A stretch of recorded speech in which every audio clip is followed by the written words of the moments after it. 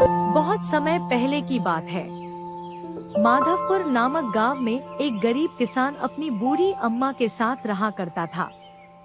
उसके पास एक छोटी सी जमीन थी जो कि बंजर हो चुकी थी। फिर भी वह दिन रात उस पर मेहनत करता था। मोहन बहुत ही मेहनती और ईमानदार था। वह एक आत्मविश्वास से भरा हुआ व्यक्ति था जिसे न हालातों से डर लगता था न ही लोगों की बातों से। हर दिन सूरज उगने से पहले ही वह उसी आत्मविश्वास के साथ उठता और अपने खेत की ओर बढ़ता जहां सिर्फ बंजर जमीन थी, लेकिन उसके सपनों की हरियाली छिपी हुई थी। उसे यकीन था कि एक दिन उसकी मिट्टी उसे जरूर जवाब देगी, सोने जैसी फसल बनकर। ओ बेटा मोहन, तेरे लिए मैंने जमींदार से बात कर ली है।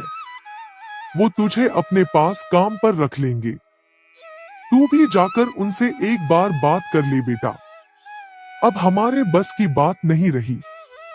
कम से कम वहां रहकर तू अपना गुजारा तो कर पाएगा। मुझे तेरा बहुत ख्याल है मोहन, इसलिए यह कदम उठाया। जाकर बात कर ले, सब ठीक हो जाएगा।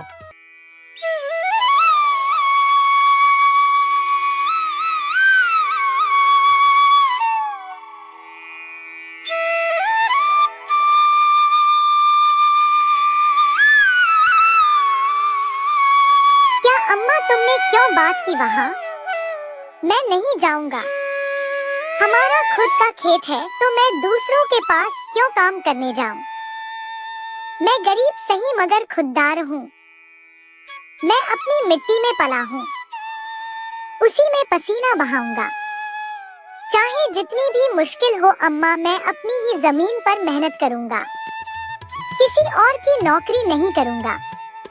अरे मोहन, उस बंजर जमीन में क्या उगाएगा तू? वो जमीन अब बिल्कुल बेकार हो गई है बेटा।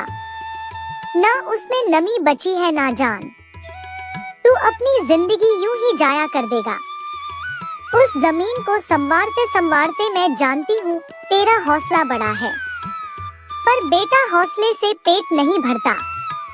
तू मेरी बात मान ले। वो जमींदार कम से कम तुझे रोज की रोटी तो देगा। अपनी जिद छोड़ दे बेटा। तू थक जाएगा पर वो जमीन कुछ नहीं देगी तुझे। अरे अम्मा, तुम बेकार में ही इतनी परेशान हो रही हो। देखना, एक दिन मैं उसी जमीन से सोना निकालूंगा। यह जमीन ही हमारी सबसे बड़ी ताकत बनेगी। मोहन खेत में काम कर ही रहा था कि तभी वहाँ पर एक आदमी आकर बोला, अरे मोहन भैया, आपको भी मानना पड़ेगा। आप फिर से इस बंजर जमीन पर मेहनत कर रहे हैं। अरे मंगेश भैया, अब क्या करें? जमीन हमसे ज्यादा मेहनत करवा रही है, पर क्या करें? धरती तो माँ समान होती है। जैसा वह चाहे वैसा ही करना पड़ता है। कभी सख्त हो जाती है, कभी चुपचाप सब सह लेती है, कभी बीज को छुपा लेती है तो कभी उसे जीवन दे देती है। हम तो बस उसके बच्चे हैं जो उसके हर रंग को अपनाना जानते हैं। थक तो जाते हैं भैया, पर जब मिट्टी की खुशबू आती है ना तो सारी थकान उतर जाती है। उम्मीद है यह माँ हमें खाली हाथ नहीं लौटाएगी। बस थोड़ा और सब्र, थोड़ा और विश्वास। आप जैसा मूर्ख तो मैंने आज तक नहीं देखा भैया। क्या सोचते हो आप?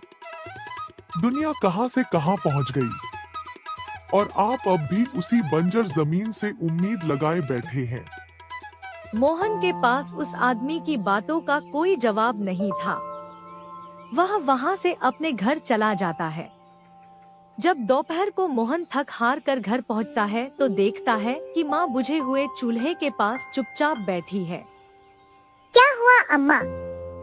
तुम ऐसे क्यों बैठी हो? खाना क्यों नहीं बनाया? क्या बात है? बेटा, चूल्हा जलाने के लिए लकड़ियाँ नहीं है, इसीलिए चूल्हा कैसे जलेगा?